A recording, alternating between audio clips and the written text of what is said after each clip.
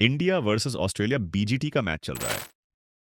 Day 2 में कुछ ऐसा हुआ जिसने सोशल मीडिया पर तहलका मचा दिया।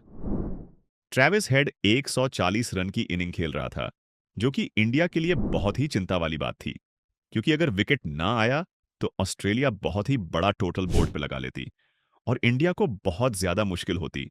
लेकिन इंडिया के बॉलर कंटिन्यूसली ट्राई कर रहे थे कि किसी तरह से हेड आउट हो जाए।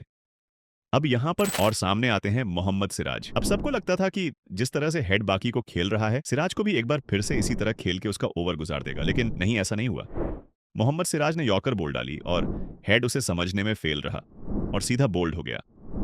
और यहां से शुरू होती है वह असली कहानी। हेड आउट होकर जा रहा था पवेलियन और सिराज ने बहुत ज्यादा गुस्से में उसे कुछ कहा और सेलिब्रेशन किया।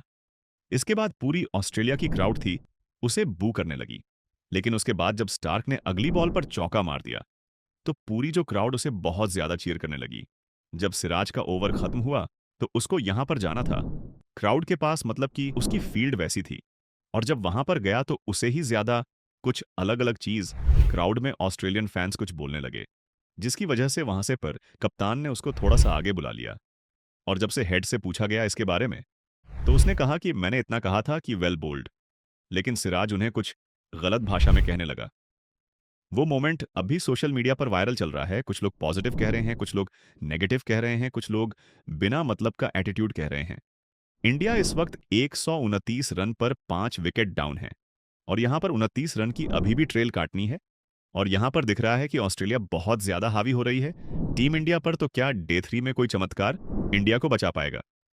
ये जाने के लिए सब्सक्राइब क्रिक टिप्स पर अपडेट पाए।